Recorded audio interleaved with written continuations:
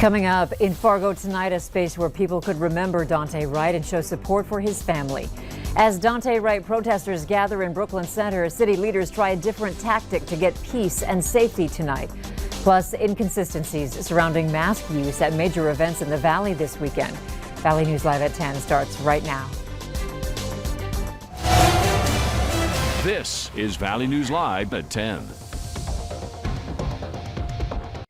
More than 100 people gathered at Island Park in downtown Fargo tonight to support Daunte Wright, who was fatally shot by former police officer Kim Potter during a traffic stop Sunday afternoon.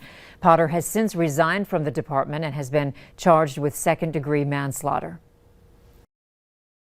It's time for us to start humanizing the aspect of what is police violence that is a public health crisis.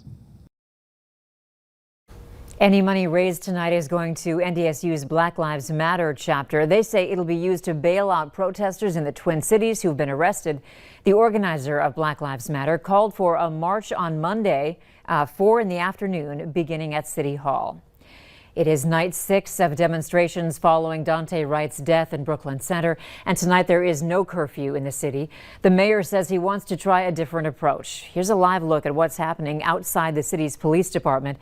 What started as 200 protesters around 6 this evening appears to have grown, with protesters up against the fence and chanting, but so far a peaceful assembly. There's a heavy police and National Guard presence there too on the other side of the fence. Members of the jury in the Derek Chauvin murder trial are packing their bags. After closing arguments Monday morning, they will begin deliberating, then be sequestered, meaning they'll be spending nights in a hotel and be escorted to and from the courthouse. If the former Minneapolis police officer is found not guilty on all charges, he will walk out of the courtroom a free man. However, if Chauvin is convicted on any of the 3 counts regarding the death of George Floyd, he will be immediately taken into custody. As we get closer to the end of the pandemic, events are making their big return. Valley News Team's Aaron Walling spoke with organizers on how they plan to tackle COVID protocols, with more and more people showing up this weekend. From Comic-Con to rodeos, events are making their big return to North Dakota. Here in Fargo, the 11th annual FM Comic-Con started today with their Film Fest. And if you show your vaccination card, masks are not necessary. If you're fully vaccinated, you're good. Everybody else, we're having masks and we have hand sanitizer. We also increase ventilation in all the spaces here. So it's going to be at least as safe as going to a Walmart or Target. Chairman Tony Tilton is just glad people are coming back, and many of the community agree. Dress up as your favorite character and come and be you and have a good time and no judgment. And it's just a great, awesome way to come and have fun with your friends and your family. And I'm so excited to be back. As more and more events return to the state, Grand Forks is hosting its own large event at the Aloris Center. General Manager Anna Rosberg says that despite the crowd, they're following the state's Smart Restart guidelines. Really kind of taken the pandemic in stride this year, making sure that instead of saying no, we try to find ways that we can say yes, being solution driven. Working to make sure that those protocols are always implemented for every event, so the fan experience might look a little bit differently. There's also a sold-out event tomorrow in Fargo for new moms, the Bison Game, and several others, including over 4,000 people expected to show up at the Veterans Memorial Arena for tomorrow's Valley Vintage Car Show in West Fargo. At that event, face masks are recommended. In Fargo, Aaron Walling, Valley News Live. You can visit our website for more information on these events. If you thought you were off the hook to receive a third COVID vaccine because you received the Moderna variety, you were wrong. COVID vaccine maker Moderna will make a third booster shot available to Americans by the fall. They say it's unclear how long immunity from the virus lasts. All they know right now is that it's more than 90% effective 6 months after getting the second shot. Pfizer announced its third dose earlier this week. The Johnson & Johnson vaccine is still on pause. The Minnesota State High School League Board asked state health officials to allow spring athletes to compete outdoors without masks. They would still be required to wear masks before and after competition and anytime there's a break in the action, like while standing on the sidelines or sitting in a dugout. The request comes as Minnesota has climbed to 5th in the country for new COVID cases per capita in the last 2 weeks. Experts believe it would take 70% of people for the country to reach herd immunity. At this point, 23% of Americans are fully vaccinated. That number jumps closer to home. 45% of North Dakota residents are fully vaccinated and 34% of Minnesotans. And if you have any questions regarding COVID vaccines, use our VNL vaccine tracker to sort through them.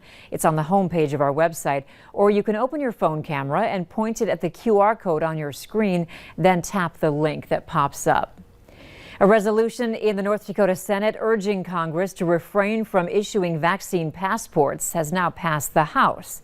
Many lawmakers say vaccine passports, digital health IDs, or similar documentation hinder equality and personal privacy.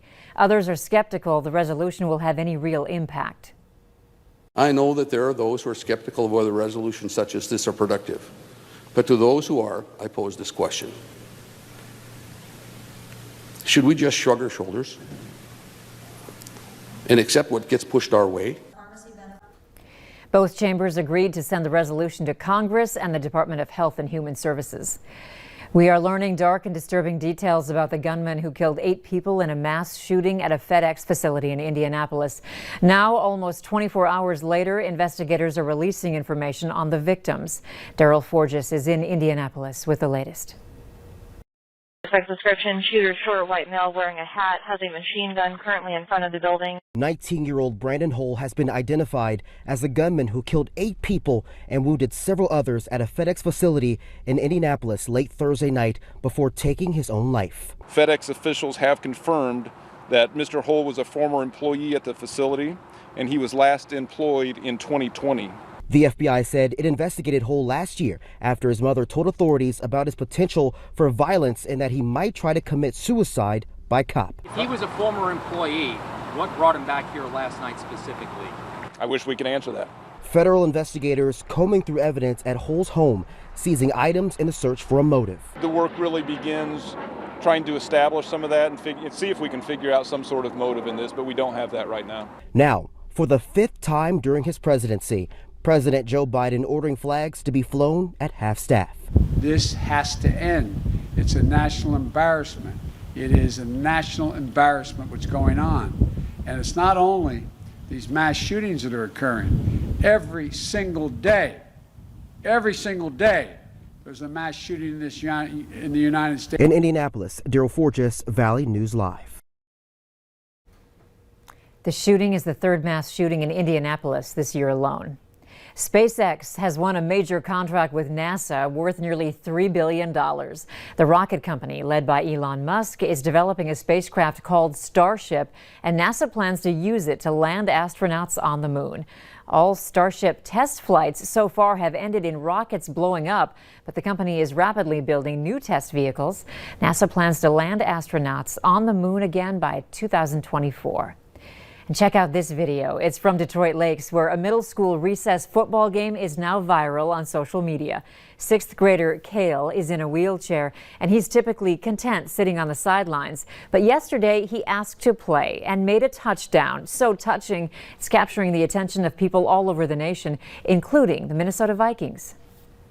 I was the quarterback. I was the one running. They gave me the ball, and then they were trying to block the other team so then I wouldn't get hit. I'm really proud to call them my students after seeing a video like that and seeing how it made other people smile too. 6th grader Kale tells us it was the best recess he's ever had. You can see the full story on our website, valleynewslive.com, and the VNL News app. The Bison are back this weekend. Tomorrow is the big game between NDSU and SDSU to see who will take home the Dakota marker. You can watch all the action right here on KVLY. Kickoff is at 2:30 with the Farmers Union Insurance Bison football pregame show at 1:30. And take a look at this. This is a picture of our very own chief meteorologist, Hutch Johnson. It was taken in 1987 when he was in high school and cruising around in a 1969 Chevelle. It's been getting a bit of a makeover, and Hutch is unveiling it tomorrow on Valley News Live. You can catch Hutch and his car and the Valley Vintage Car Show tomorrow from 9 to 8, and then also on Sunday, 9 to 5. Adults are $8, college and high school students $4, kids under 13 are free.